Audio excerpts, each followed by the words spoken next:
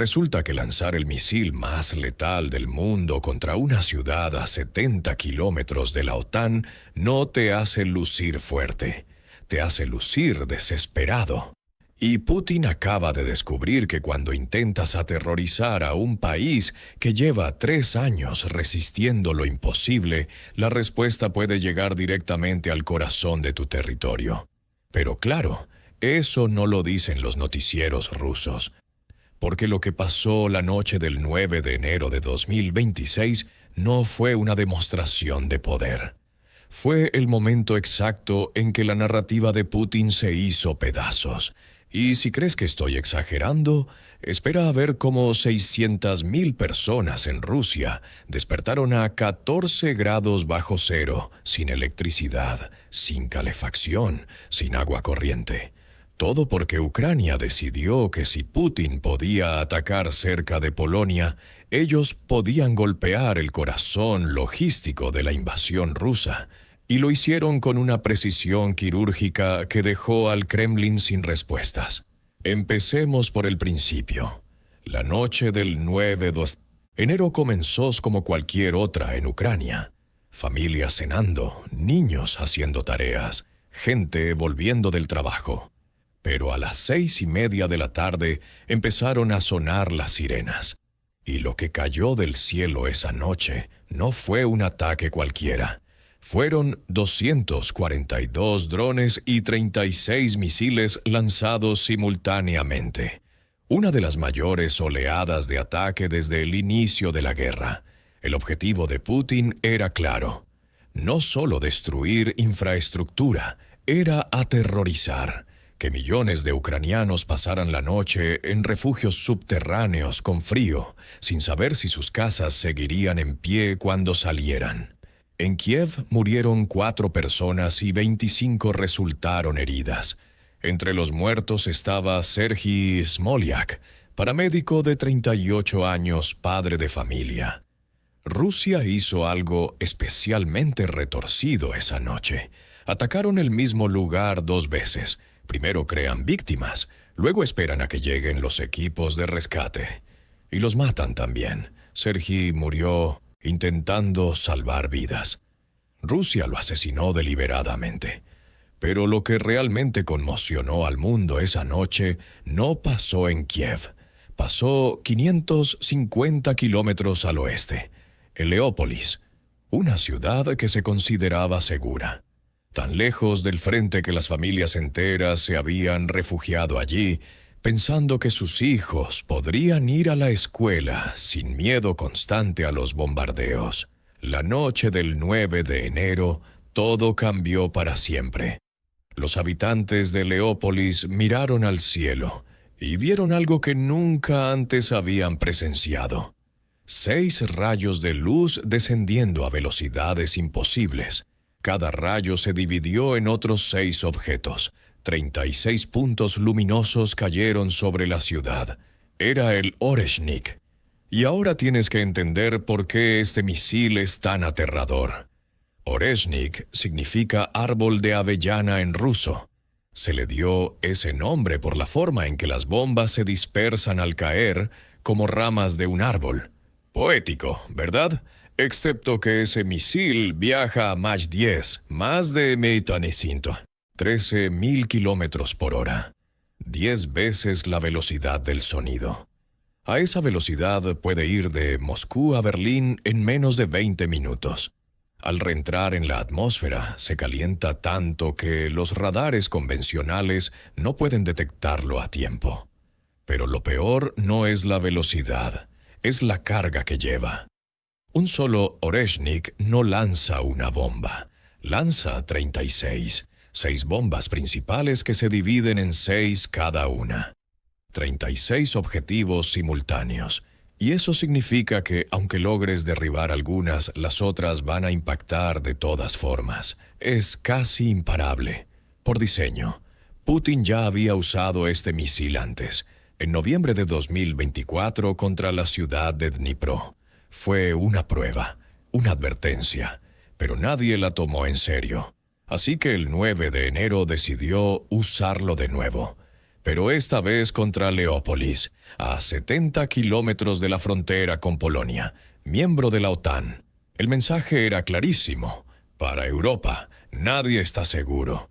Si quiero, puedo atacar Varsovia, Berlín, París, y ustedes no pueden hacer nada para detenerme.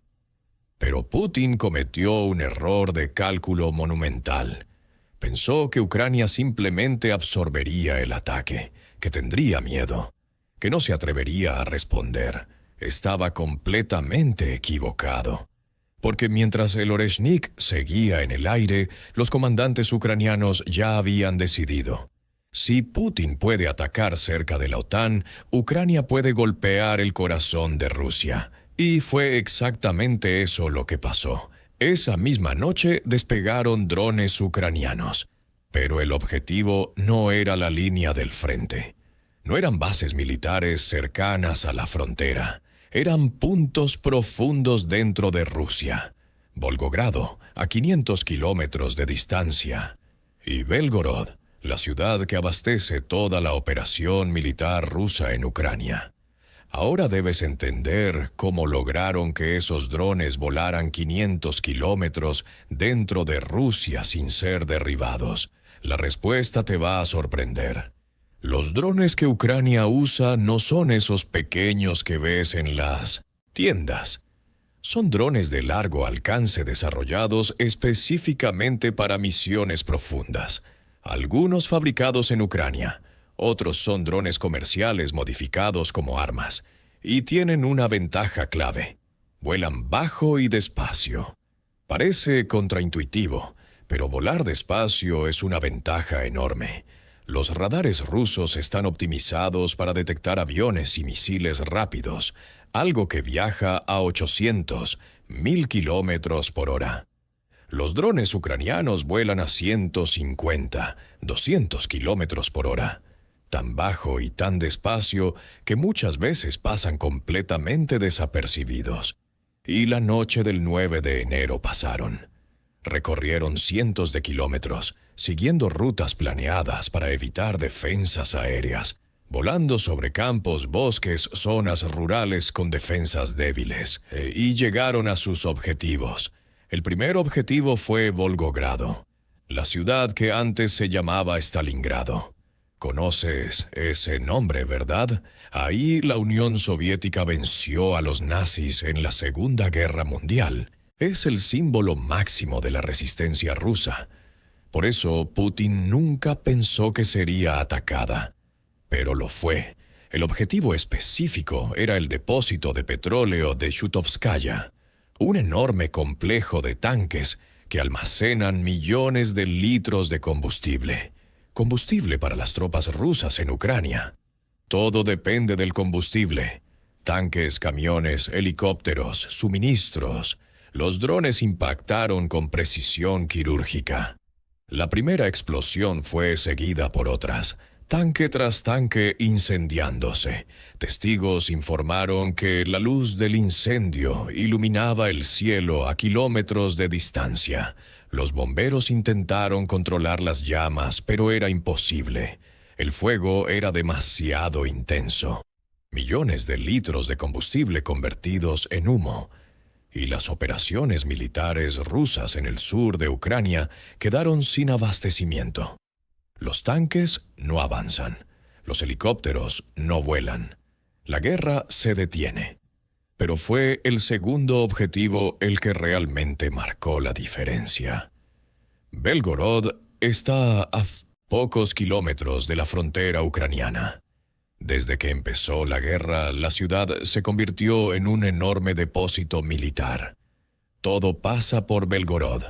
Armas, municiones, suministros. Es el corazón logístico de la invasión rusa. Y en la noche del 9 de enero, Ucrania decidió arrancar ese corazón. Los drones impactaron una instalación militar, pero también dañaron seriamente la red eléctrica, transformadores, subestaciones, infraestructura esencial para el funcionamiento de una ciudad moderna. Y en la madrugada del 10 de enero ocurrió algo histórico. 600.000 personas despertaron en la oscuridad total. Imagínate. Te despiertas de noche con mucho frío. Intentas prender la luz y no funciona. Agarras el celular y no hay señal.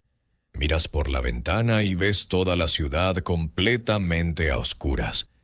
Y la temperatura afuera es de 14 grados bajo cero.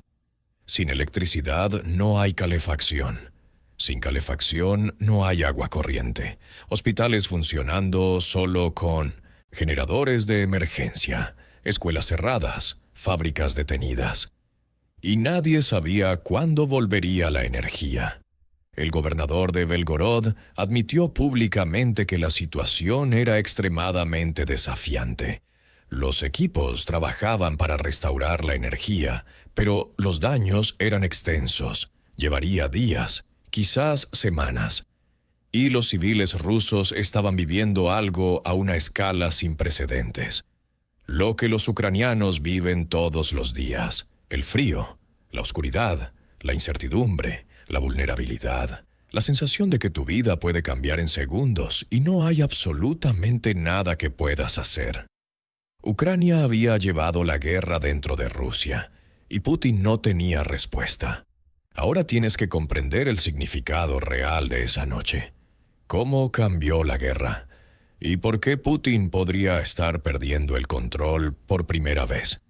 Durante casi 3 años, Putin vendió una narrativa muy específica al pueblo ruso.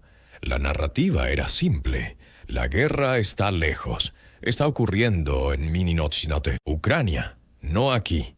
Tu vida sigue normal. Ve a trabajar, lleva a tus hijos a la escuela, el ejército se encargará de todo. Y para la mayoría de los rusos, especialmente en Moscú y San Petersburgo, era exactamente así.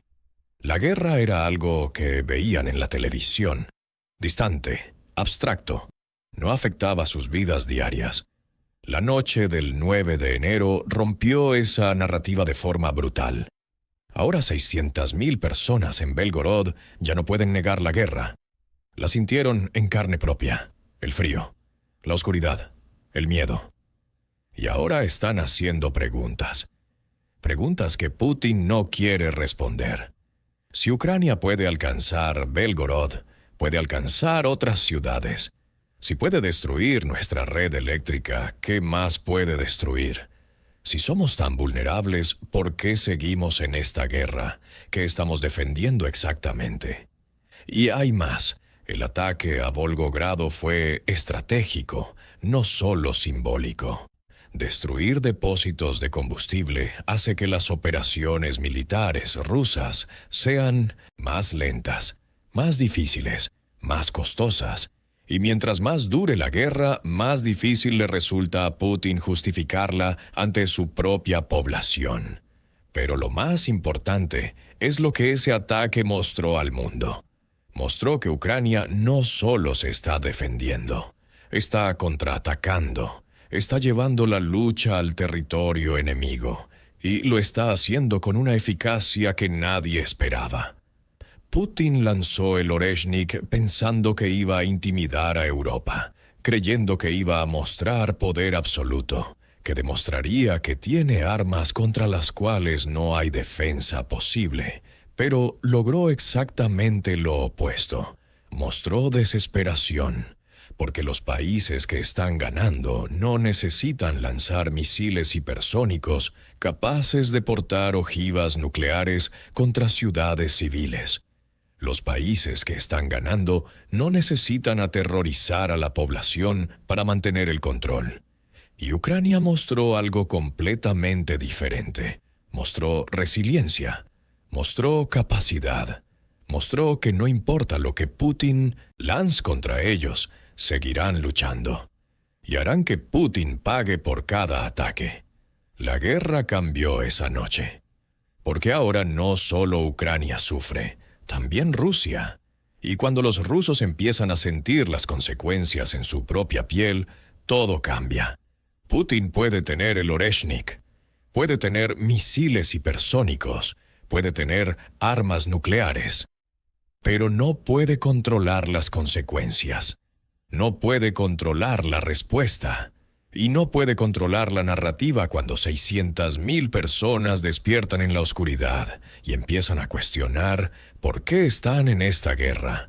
La noche del 9 de enero de 2026 será recordada, no como la noche en que Putin mostró su poder, sino como la noche en que mostró su debilidad, porque lanzar tu arma más temida y recibir una respuesta que deja a tu propia población en las mismas condiciones que infligiste al enemigo no es una victoria.